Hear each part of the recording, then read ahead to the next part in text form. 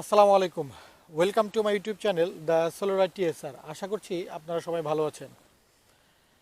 বেশ কিছুদিন যাবৎ কয়েকজনই আমাকে ফোনে আবার কমেন্ট বক্সে লিখে একটা প্রশ্ন করছেন যে অনেকেই নতুন রানার স্কুটি কিনেছেন, তো প্রথমবার তারা সার্ভিস করাতে যাবেন, তো প্রথমবার সার্ভিসে তারা কি কাজ করাবেন, তো এটা নিয়ে কনফিউশন থাকেন। কারণ এটা আমিও মানি যে প্রথমবার যখন আপনি সার্ভিস করাবেন সেই প্রথম একটা দুইটা সার্ভিস খুবই গুরুত্বপূর্ণ।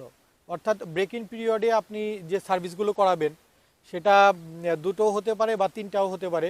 তো সেই সার্ভিসগুলো অত্যন্ত গুরুত্বপূর্ণ, কারণ এই সার্ভিসগুলোর মধ্যে যদি আপনি ঠিকমতো সার্ভিস না করান, যদি আপনি ঠিকমতো রক্ষণাবেক্ষণ না করেন, সেই ক্ষেত্রে লং টার্মে গিয়ে এই স্কুটি আপনাকে ভালো সার্ভিস দেবে না। তো সেজন্য আমি আজকে আপনাদেরকে প্রথম যে সার্ভিস বা প্রথম একটা দুইটা সার্ভিস অর্থাৎ ব্রেক ইন পিরিয়ডের একেবারে শুরুর দিকের একটা দুইটা সার্ভিসের সময় আপনারা কি কাজগুলো করাবেন, তো সেই বিষয়ে আমি আপনাদেরকে জানানোর চেষ্টা করব ইনশাল্লাহ। তাহলে চলুন ভিডিওটি শুরু করা যাক।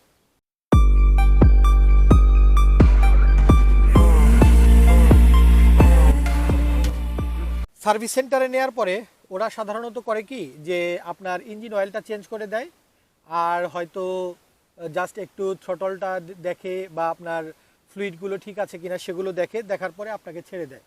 তো এর বেশি কিছু ওরা খুব একটা করে না।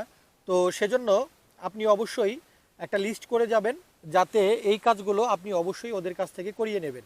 তো আমি সেগুলো একে একে আমি বলবো, আপনারা চাইলে যে কোনো একটা খাতায় নোট করে রাখতে পারেন।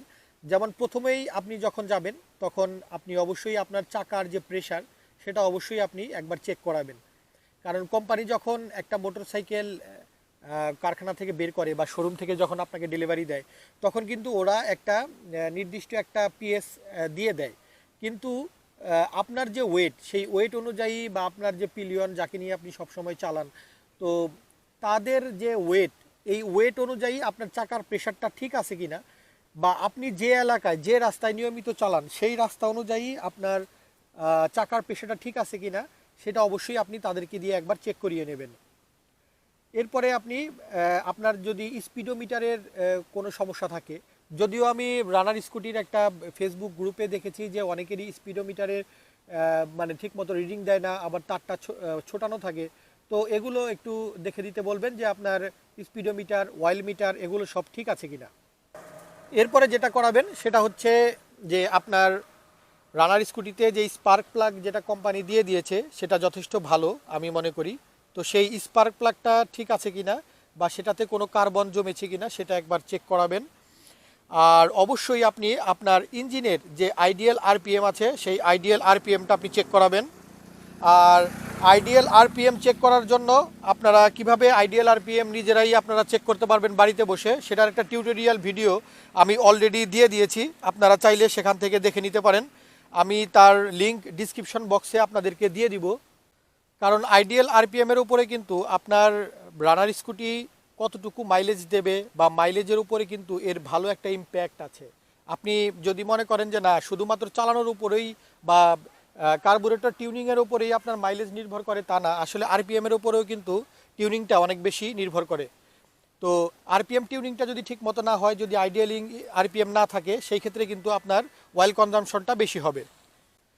এরপরে যে জিনিসটা আপনি তাদেরকে দেখে দিতে বলবেন সেটা হচ্ছে যে আমাদের রানার স্কুটিতে পিছনে একটা শক অবজারভার দেওয়া আছে, মনোশক শক অবজারভার। তো এটা যেহেতু 5 স্টেপ অ্যাডজাস্টেবল, তো এটা আপনার যে বডি ওয়েট বা আপনি যে রাস্তায় চালান সেই হিসেবে আপনাকে ঠিকমতো সাপোর্ট দিচ্ছে কিনা সেটা অনুযায়ী আপনি এটাকে একটু অ্যাডজাস্ট করে দিতে বলবেন, যাতে আপনি যে রাস্তায় বা যদি ভাঙাচোরা রাস্তা থাকে অথবা যদি আপনি পিলিয়ন নিয়ে চালানোর অভ্যস্ত হয়ে থাকেন, সেই ক্ষেত্রে আপনাকে যাতে পরবর্তীতে কোনো ঝামেলায় পড়তে না হয়।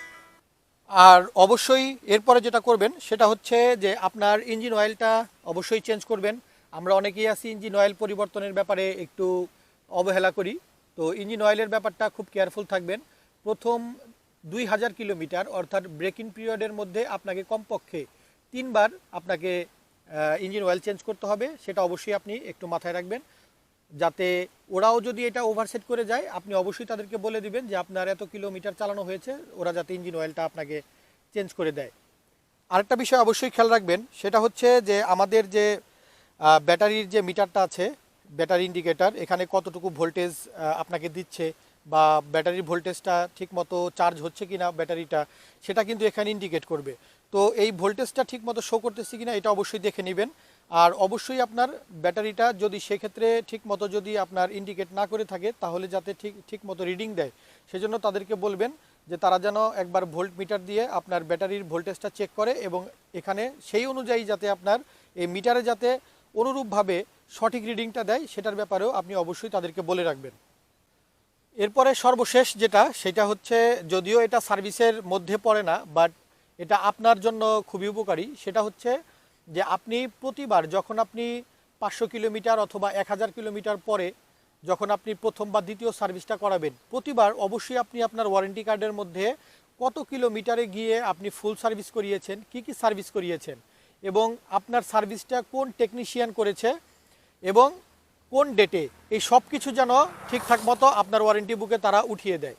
এইটা পরবর্তীতে এটা এই কারণে যে যদি কোনো কারণে এই ব্রেক ইন পিরিয়ডের মধ্যে অথবা ওয়ারেন্টি পিরিয়ডের মধ্যে যদি আপনার বাইকের কোনো সমস্যা হয় বা কোনো ক্ষতি হয়, সেটা ইঞ্জিনের হতে পারে বা অন্য কোনো পার্টসের হতে পারে, সেই ক্ষেত্রে কিন্তু এই যে আপনার ওয়ারেন্টি কার্ডের মধ্যে আপনি যে টাইম টু টাইম আপনি যে সার্ভিস করিয়েছেন এটা দেখে কিন্তু কোম্পানি কাছে আপনি ওয়ারেন্টি ক্লেম করবেন।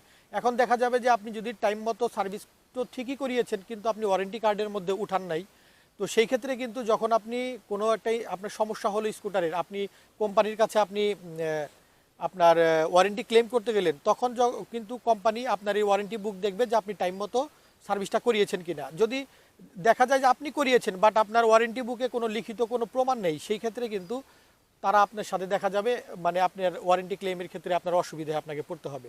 তো সেজন্য অবশ্যই সার্ভিস তো আপনি টাইম মতো করাবেনই, আর যেগুলো বললাম সেগুলো তো করাবেনই, পাশাপাশি যদি আপনার কাছে আরও দুই একটা কোনো অপশন মনে হয় আপনি সেগুলোও করাতে পারেন। কিন্তু অবশ্যই আপনি ওয়ারেন্টি বুকের মধ্যে যে নির্দিষ্ট ঘর আছে যে কোন ডেটে কোন টেকনিশিয়ান কত তারিখে কি কি কাজ করিয়ে দিল সেগুলো অবশ্যই আপনি উঠিয়ে নেবেন। তাহলে আশা করছি যে ভবিষ্যতে বা লং টার্মে রানার স্কুটি আপনাকে একটা ভালো সার্ভিস দেবে। তাহলে বন্ধুরা আজকের মতো এই পর্যন্তই। ভালো থাকবেন, সুস্থ থাকবেন, আল্লাহ হাফেজ।